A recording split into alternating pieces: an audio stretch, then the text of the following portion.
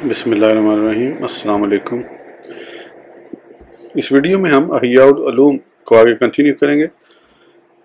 اس سے پہلے اگر آپ نے سبسکرائب نہیں کیا تو سبسکرائب کر لیں اور بیل آئیکن پریس کر لیں۔ تو شروع کرتے ہیں۔ نجاست دور کرنے کا طریقہ۔ نجاست اگر حکیمہ ہو، یعنی وہ نجاست جس کا مخصوص جسم نہ ہو، تو تمام جگہوں پر پانی بہانا کافی ہے۔ اگر نجاست دکھائی دینے والی ہو تو عین نجاست کو دور کرنا ضروری ہے۔ ذائقے کا باقی رہنا عین کے بقا پر دلالت کرتا ہے، اسی طرح رنگ کا باقی رہنا بھی۔ لیکن جو نجاست اس جگہ سے مل جائے تو کھرچنے کے بعد جو زائل نہ ہو معاف ہے۔ بو کا باقی رہنا بھی عین نجاست کے بقا پر دلالت کرتا ہے، اس سے صرف اسی قدر معاف ہے کہ اس کی بو بہت تیز ہو اور اس کا ازالہ مشکل ہو، تو رنگ کی صورت میں کئی بار ملنا اور ہر بار اسے نچوڑنا کھرچنے کے قائم مقام ہوگا۔ وسوسوں کو دور کرنے کے لیے یہ یقین رکھنا ضروری ہوگا کہ اشیاء کو پاک پیدا کیا گیا ہے، تو جس پر نجاست نظر نہ آئے اور یقینی طور پر اس کا ناپاک ہونا بھی معلوم نہ ہو تو اس کے ساتھ نماز پڑھے اور محض سوچ کی وجہ سے نجاستوں کو مکتر نہ مانے۔ دوسری قسم احداث سے طہارت۔ اس میں وضو، غسل اور تیمم ہے، اور ان سب سے پہلے استنجا ہے۔ ہم ان سب کا طریقہ اور سنتیں ترتیب سے بیان کریں گے اور اسباب وضو سے ابتدا کریں گے۔ نیز قضائے حاجت کے آداب بھی بیان کریں گے انشاءاللہ تعالی۔ قضائے حاجت کے آداب۔ چاہیے کہ صحرا میں لوگوں کی نظر سے دور جائے اور اگر کوئی چیز میسر ہو تو اس کے ساتھ پردہ کرے اور بیٹھنے کی جگہ تک پہنچنے سے پہلے شرمگاہ کو ننگا نہ کرے، سورج اور چاند کی طرف رخ نہ کرے، قبلہ کی طرف نہ چہرہ کرے اور نہ پیٹھ۔ البتہ گھر میں ہو تو کوئی حرج نہیں، اور لوگوں کے اندر بھی دوسری طرف پھرنا اچھا ہے۔ اگر صحرا میں اپنی سواری کے ذریعے پردہ کرے تو بھی جائز ہے، اسی طرح دامن کے کپڑے کے ساتھ بھی کر سکتا ہے۔ لوگوں کی مجلس کی جگہ سے بچے، ٹھہرے ہوئے پانی میں پیشاب نہ کرے، پھلدار درخت کے نیچے بھی پیشاب نہ کرے، نہ پتھر پر پیشاب کرے۔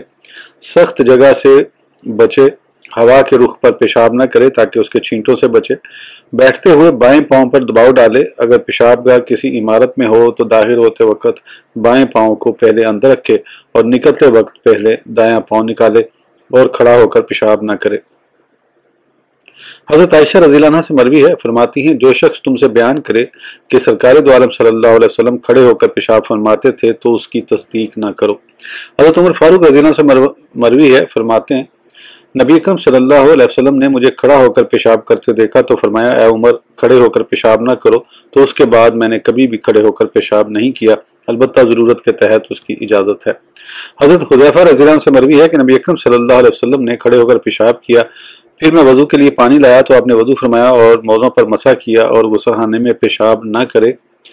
نبی اکرم صلی اللہ علیہ وسلم نے فرمایا، ترجمہ عام وسوسے اس سے پیدا ہوئے ہیں۔ حضرت ابن مبارک فرماتے ہیں غسل خانے میں پیشاب کرنے کی گنجائش ہے بشرطے کہ اس کے اوپر سے پانی جاری ہو جائے۔ اسے ابام ترمذی نے ذکر کیا۔ نبی اکرم صلی اللہ علیہ وسلم نے فرمایا، ترجمہ تم میں سے کوئی شخص غسل خانے میں پیشاب نہ کرے پھر وہاں سے وضو کرتا ہے، اور عام وسوسے اسی سے پیدا ہوتے ہیں۔ اپنے ساتھ ایسی چیز نہ لے جائے جس پر اللہ تعالیٰ یا رسول اکرم صلی اللہ علیہ وسلم کا اسم گرامی ہو۔ پیشاب گاہ میں ننگے سر نہ جائے اور داخل ہوتے وقت یہ الفاظ پڑھے، یعنی باہر ہی پڑھے۔ ترجمہ اللہ تعالیٰ کے نام سے شروع کرتا ہوں اور شیطان ناپاک خبیث سے اللہ تعالیٰ کی پناہ چاہتا ہوں۔ یہ کلمات بیت الخلاء سے باہر نکل کر کہے اور بیٹھنے سے پہلے ڈھیلوں کو گن لے۔ قضائے حاجت کی جگہ پانی سے استنجا نہ کرے۔ کھانسنے، 3 بار جھاڑنے اور عضو مخصوص کے نچلے حصے پر ہاتھ پھیرنے کے ذریعے پیشاب نکلنے کا اطمینان کرے اور اس میں زیادہ سوچ وچار نہ کرے، اس طرح وسوسے پیدا ہوں گے اور یہ معاملہ باعث مشقت ہو جائے گا۔ اب کوئی رطوبت محسوس ہو تو یوں خیال کرے کہ وہ وضو کا بقیہ پانی ہے۔ اگر اس سے ذہنی اذیت محسوس کرتا ہے تو اس جگہ پانی کے چھینٹے مارے تاکہ یہ بات اس کے دل میں پکی ہو جائے اور شیطان وسوسوں کے ذریعے اس پر مسلط نہ ہو جائے۔ حدیث شریف میں ہے نبی اکرم صلی اللہ علیہ وسلم نے ایسے کہا تھا، یعنی پانی کے چھینٹے مارے۔ گزشتہ زمانے میں جو شخص استنجا سے جلدی فارغ ہوتا وہ ان میں زیادہ فقیہ ہوتا تھا، تو اس سلسلے میں وسوسہ قلت فقہ پر دلالت کرتا ہے۔ حضرت سلمان فارسی رضی اللہ عنہ کی روایت میں ہے فرماتے ہیں نبی اکرم صلی اللہ علیہ وسلم نے ہمیں ہر بات سکھائی ہے۔ آپ نے ہمیں حکم دیا کہ ہم ہڈی اور لید سے استنجا نہ کریں اور ہمیں قبلہ رخ ہونے اور ادھر پیٹ کرنے سے بھی منع فرمایا۔ ایک عربی شخص نے کسی صحابی سے جھگڑنے کے دوران کہا، میرا خیال میں تمہیں تو پیشاب کرنے کا طریقہ بھی اچھی طرح نہیں آتا۔ انہوں نے جواب دیا، کیوں نہیں، میں اس میں ماہر ہوں۔ میں بستی سے دور جاتا ہوں اور ڈھیلے گن کر رکھتا ہوں، گھاس کے جھنڈ کو سامنے رکھتا ہوں، پردہ کرتا ہوں اور ہوا کی طرف پیٹ کرتا ہوں، ہرن کی طرح پنجوں پر زور دے کر بیٹھتا ہوں اور شتر مرغ کی طرح پچھلا حصہ اوپر کو اٹھاتا ہوں۔ اس بات کی اجازت ہے کہ انسان باپردہ ہو کر کسی ساتھی کے قریب پیشاب کرے، کیونکہ حضور علیہ السلام نے باوجود بہت زیادہ حیا کے ایسا کیا تاکہ لوگوں کے لیے یہ مسئلہ بیان کر دیں۔ یعنی کبھی ایسی ضرورت ہو تو باپردہ ہونے کی صورت میں قریب بیٹھ کر قضائے حاجت میں کوئی حرج نہیں۔ استنجا کا طریقہ، پھر اپنی پیشاب گاہ کو 3 پتھروں سے صاف کرے، استنجا کرے۔ اگر ان سے صاف ہو جائے تو کافی ہے، ورنہ چوتھا پتھر بھی استعمال کرے۔ اگر پاک ہو جائے تو 5واں پتھر بھی استعمال کرے، کیونکہ پاک کرنا واجب ہے اور تاک پتھر استعمال کرنا سنت ہے۔ نبی اکرم صلی اللہ علیہ وسلم نے فرمایا، ترجمہ، جو شخص پتھروں سے استنجا کرے تو وہ تاک پتھر استعمال کرے۔ پتھر اپنے بائیں ہاتھ میں لے اور اسے پیشاب گاہ کے اگلے حصے پر نجاست کی جگہ سے کچھ آگے رکھے اور اس سے پونچھتا ہوا پیچھے کی طرف لے جائے، اور دوسرا پتھر لے کر اسے اسی طرح پچھلے حصے پر رکھے اور اسے آگے کی طرف لائے۔ پھر تیسرا پتھر لے کر اسے پیشاب گاہ کے گرد پھیرے، اگر پھیرنا مشکل ہو اور اسے آگے کی طرف سے پچھلی طرف پہنچ ڈالے تو بھی کافی ہے۔ پھر اپنے دائیں ہاتھ میں ایک بڑا پتھر یعنی ڈھیلا لے اور بائیں ہاتھ میں اپنا عضو محسوس کو پکڑ کر اس پر پتھر کو رگڑے اور بائیں ہاتھ کو حرکت دے کر اسے عضو محسوس کو 3 بار ڈھیلے کی 3 جگہوں کے ساتھ پہنچے، یہاں دیوار کے 3 مقامات سے صاف کرے، یہاں تک کہ پہنچنے کی جگہ پر رطوبت نظر نہ آئے۔ اگر 2 مرتبہ سے مقصود حاصل ہو جائے تو 3 مرتبہ کرے، اور اگر ایک ہی پتھر پر اکتفا کرے تو 3 جگہ سے صاف کرنا واجب ہے۔ اگر 4 بار ایسا کرنے سے مقصود حاصل ہو جائے تو تاک بار پر عمل کرنے کے لیے 5ویں مرتبہ کرنا مستحب ہے۔ پھر یہاں سے ہٹ کر دوسری جگہ چلا جائے اور پانی کے ساتھ اس طرح استنجا کرے کہ دائیں ہاتھ سے نجاست کی جگہ پر پانی ڈالے اور بائیں ہاتھ سے ملے، حتیٰ کہ ایسا اثر باقی نہ رہے کہ چھونے سے ہتھیلی کو اس کا احساس ہو، اور اندر تک پہنچنے کے ذریعے مبالغہ آرائی چھوڑ دے، کیونکہ یہ وسوسوں کی جگہ ہے۔ اندر یعنی باطن سے مراد وہ جگہ ہے جہاں تک پانی نہیں پہنچتا، اور باطنی فضلات جب تک ظاہر نہ ہو ان پر نجاست کا حکم نہیں لگایا جاتا، اور جو کچھ ظاہر ہے اس کے لیے نجاست کا حکم ثابت ہے، تو اس کے ظہور کی حد یہ ہے کہ وہاں تک پانی پہنچ کر اسے زائل کر دے، وسوسوں کی کوئی ضرورت نہیں۔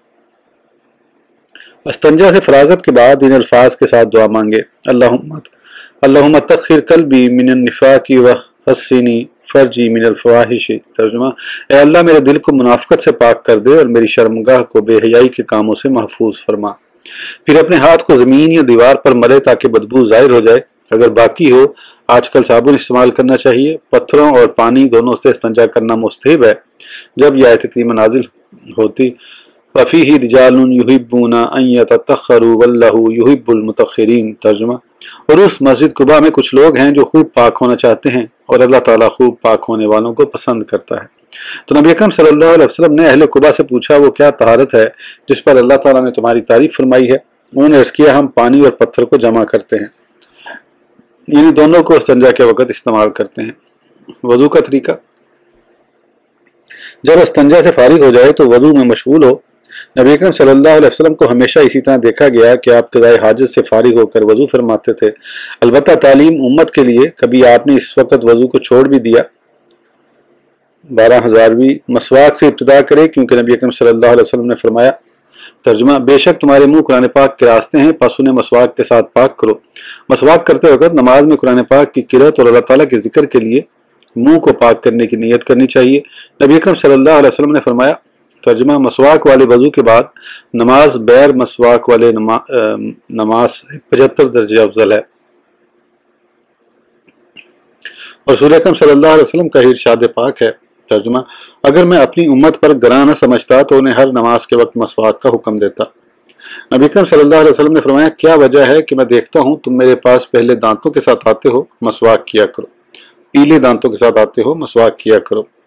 اور نبی اکرم صلی اللہ علیہ وسلم رات کو بار بار مسواک کیا کرتے تھے۔ حضرت ابن عباس رضی اللہ عنہ سے مروی ہے، فرماتے ہیں نبی اکرم صلی اللہ علیہ وسلم ہمیں مسلسل مسواک کا حکم دیتے رہے، حتیٰ کہ ہم نے خیال کیا عنقریب آپ پر اس سلسلے میں کچھ نازل ہوگا۔ रसूल अकरम सल्लल्लाहु अलैहि वसल्लम ने फरमाया, तर्जुमा, तुम पर मसवाक लाजिम है, ये मुंह को पाक करने और रब की रजा का जरिया है। हज़रत अली मुर्तज़ा करमुल्लाह वजह ने फरमाया, मसवाक हाफ़ज़े को बढ़ाती और बलगम को दूर कर देती है, और सहाबा कराम का तरीका था कि वह सुबह इस हालत में निकलते कि मसवाक उनके कानों पर होती। मसवाक का तरीका यह है कि पहले पीलू की लकड़ी या किसी दूसरे दरख्त की सख्त लकड़ी से मसवाक करे जो दांतों की जर्दी को दूर कर दे। मसवाक चौड़ाई और लंबाई दोनों तरह कर सकता है। अगर एक सूरत इख्तियार करे तो चौड़ाई में होनी चाहिए। हर नमाज के वक्त और हर वजू के साथ मसवाक करना मुस्तहब है, अगरचे इस वजू के बाद नमाज न पढ़े और नींद की वजह से जब मुंह की बदबू बदल जाए तो भी मसवाक करे। ज़्यादा देर तक कुछ न खाने की वजह से नापसंदीदा बू वाली चीज़ खाने से जो बू पैदा होती है उसे ज़ाइल करने के लिए मसवाक करना भी मुस्तहब है। मसवाक से फारिग होकर वजू के लिए किबला रुख बैठे और बिस्मिल्लाहिर्रहमानिर्रहीम पढ़े। नबी अकरम सल्लल्लाहु अलैहि वसल्लम ने फरमाया, तर्जुमा, जो आदमी बिस्मिल्लाह न पढ़े उसका वजू कामिल नहीं। उस वक़्त ये कलमात पढ़े। तर्जुमा, आउज़ु बिका मिन हमाज़ाति शयातीन व आउज़ु बिका रब्बि अन यहज़ुरून। तर्जुमा, या अल्लाह, मैं शैतान के वसवसों से तेरी पनाह चाहता हूँ और मेरे रब मैं उनके हाजिर होने से तेरी पनाह चाहता हूँ। फिर हाथों को बर्तन में डालने से पहले 3 बार धोए और ये अल्फाज कहे, अल्लाहुम्मा इन्नी अस्अलुकल युमना वल बरकाता व आउज़ु बिका मिनश्शुम वल हलाका। तर्जुमा, या अल्लाह, मैं तुझसे बरकत का सवाल करता हूँ और बदबख्ती और हलाकत से तेरी पनाह चाहता हूँ। फिर हदस यानी बेवजू होना को दूर करने या जवाज़ नमाज की नीयत करे और चेहरे के धोने तक नीयत को बाकी रखे। याद रखे, अगर चेहरा धोते वक्त भूल गया तो ये नीयत काफ़ी न होगी। फिर अपने मुंह के लिए दाएं हाथ से 1 चुल्लू पानी ले और उससे 3 बार कुल्ली करे और गरगरा करे, हलक तक पहुँचाए। अखनाफ के नज़दीक 3 कुल्लियों के लिए 3 बार पानी लेना सुन्नत है। 1000वीं रोज़ादार हो तो पानी हलक तक न पहुँचाए और ये दुआ मांगे। कुल्ली करते वक्त की दुआ, अल्लाहुम्मा आइन्नी अला तिलावति किताबिका व कसरति ज़िक्री लका। तर्जुमा, ऐ अल्लाह, अपनी किताब की तिलावत और अपने जिक्र की कसरत पर मेरी मदद फरमा। फिर नाक के लिए 1 चुल्लू पानी ले और 3 मरतबा पानी चढ़ाए। अखनाफ के नज़दीक 3 बार पानी लेना होगा। सांस लेकर पानी नाक के नथनों तक खींचे और फिर उसमें जो कुछ है उसे झाड़ दे और ये अल्फाज कहे। नाक में पानी चढ़ाते वक्त की दुआ, अल्लाहुम्मा औजिदली राइहातल जन्नति व अंता अन्नी राज़िन। तर्जुमा, ऐ अल्लाह, मेरे लिए जन्नत की खुशबू बना दे इस हाल में कि तुम मुझसे राज़ी हो। नाक झाड़ते वक्त की दुआ, अल्लाहुम्मिन्नी आउज़ु बिका मिन रवाइहिल नारी व मिन सूइद दार। ऐ अल्लाह, मैं जहन्नुम की बुओं और बुरे घर से तेरी पनाह चाहता हूँ। अश्तकाक पानी पहुँचाने और अस्तंसार नाक झाड़ने को कहते हैं। फिर अपने चेहरे के लिए चुल्लू भरे और पेशानी की सतह शुरू होने की जगह से ठोड़ी के नीचे तक लंबाई में और एक कान की लो नरम जगह से दूसरे कान की लो तक चौड़ाई में धोए। पेशानियों के दोनों किनारों पर बाल छिड़ने की जगह चेहरे में दाखिल नहीं, वो सर का हिस्सा है, और उस वक़्त तक भी पानी पहुँचाए जहाँ से औरतें बाल हटाती रहती हैं। ये वो मिकदार है कि अगर किसी धागे का एक सिरा कान के ऊपर रखें और दूसरा पेशानी के किनारे पर तो ये हिस्सा चेहरे की तरफ रह जाता है। 4 किस्म के बालों के उगने की जगह तक पानी पहुँचाए। वो अबरू, मूछें, रुखसार, कानों के मुकाबिल चेहरे के बाल और पलकें हैं, क्योंकि आमतौर पर ये कम होते हैं। पतली दाढ़ी के उगने की जगह में पानी पहुँचाना वाजिब है, यानी उसके मुकाबिल चेहरे तक पहुँचाएं। घनी दाढ़ी में यह हुक्म नहीं है। निचले होंठ के नीचे की जगह बालों के पतले और घने होने में दाढ़ी के हुक्म है और घने हुए दाढ़ी के हुक्म में है। फिर वो 3 मरतबा इसी तरह करे। यहाँ वो लटकी हुई दाढ़ी के जाहिर पर पानी बहाए। आंख के हाने, नीज, मैल और सुरमा जमा होने की जगह में उंगलियां दाखिल करे और दोनों जगहों को साफ करे। रिवायत में है कि नबी अकरम सल्लल्लाहु अलैहि वसल्लम इस तरह किया करते थे।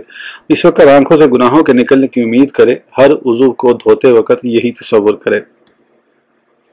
चेहरा धोते वक्त दुआ, और उस वक्त ये दुआ मांगे, अल्लाहुम्मा बय्यिज़ वजही बिनूरिका यौमा तब्यज़्ज़ु वजूहु औलियाइका वला तुसव्विद वजही यौमा तस्वद्दु वजूहु आदाइका। तर्जुमा, ऐ अल्लाह, अपने नूर से मेरे चेहरे को रोशन कर देना। जिस दिन तेरे दोस्तों के चेहरे रोशन होंगे और जिस दिन तेरे दुश्मनों के चेहरे स्याह होंगे उस दिन मेरे चेहरे को स्याह न करना। चेहरा धोते वक्त घनी दाढ़ी का खलाल करे, क्योंकि यह मुस्तहब है। फिर हाथों, बाजुओं को कोहनियों समेत 3 मरतबा धोए और अंगूठी को हरकत दे और आज़ा की चमक को ज़्यादा करते हुए बाजुओं के ऊपर तक ले जाए। बेशक ये आज़ा क़यामत के दिन वज़ू के निशानात से चमकते हुए रोशन होंगे। हदीस शरीफ में इसी तरह आया है। نبی اکرم صلی اللہ علیہ وسلم نے فرمایا۔ ترجمہ: جو آدمی اپنی چمک کو زیادہ کر سکتا ہو وہ اسی طرح کرے۔ ایک روایت میں ہے۔ ترجمہ: بے شک قیامت کا زیور وضو کی جگہوں تک پہنچے گا۔ دایاں بازو دھوتے وقت کی دعا: دائیں ہاتھ سے شروع کرے اور یوں کہیں: اللہم آتنی کتابی بیمینی وحاسبنی حسابا یسیرا۔ ترجمہ: اے اللہ میرا اعمال نامہ میرے دائیں ہاتھ میں دینا اور میرا حساب آسانی سے لینا۔ بایاں بازو دھوتے وقت کی دعا: بایاں بازو دھوتے وقت یوں کہیں: اللہم انی اعوذ بک ان توتینی کتابی بشمالی اور من ورائی ظہری۔ ترجمہ: اے اللہ میں تیری پناہ چاہتا ہوں کہ تو مجھے میرا اعمال نامہ بائیں ہاتھ میں یا پیٹھ کے پیچھے سے دے۔ پھر پورے سر کو مسح سے گھیرے، یعنی ہاتھوں کو تر کر کے دائیں ہاتھ کی انگلیوں کو بائیں ہاتھ کی انگلیوں سے ملائے اور انہیں سر کے اگلے حصے پر رکھے، پھر انہیں پچھلے حصے کی طرف لے جائے، پھر اگلے حصے کی طرف لائے۔ یہ ایک مسح ہے۔ اسی طرح 3 مرتبہ کرے۔ ایک پانی سے 3 مرتبہ کر سکتا ہے، تینوں مرتبہ جدید پانی لینا صحیح نہیں۔ سر کا مسح کرتے وقت کی دعا: اس وقت یہ دعا مانگے: اللہم اغثنی برحمتک وانزل علی من برکاتک واظلنی تحت عرشک یوم لا ظل الا ظلک۔ ترجمہ: اے اللہ مجھے اپنی رحمت سے ڈھانپ دے، مجھ پر اپنی برکتیں نازل فرما، اور جس دن صرف تیرا سایہ ہوگا مجھے اپنے عرش کے سائے کے نیچے رکھنا۔ پھر نئے پانی سے کانوں کے ظاہر و باطن کا مسح کرے۔ احناف کے نزدیک سر کے پانی سے ہی کانوں کا مسح کرے۔ 12,000ویں شہادت کی انگلیوں کو کانوں کے سوراخوں میں ڈال کر انگوٹھوں کو کانوں کے باہر والے حصے پر پھیرے، پھر احتیاط کے طور پر ہتھیلی دونوں کانوں پر رکھے اور 3 بار اسی طرح کرے۔ اس ویڈیو کے لیے اتنا ہی، پھر انشاءاللہ اگلی ویڈیو میں آگے کنٹینیو کریں گے۔ اس وقت تک کے لیے اجازت دیجیے۔ سبسکرائب کرنا نہ بھولیں۔ اللہ حافظ۔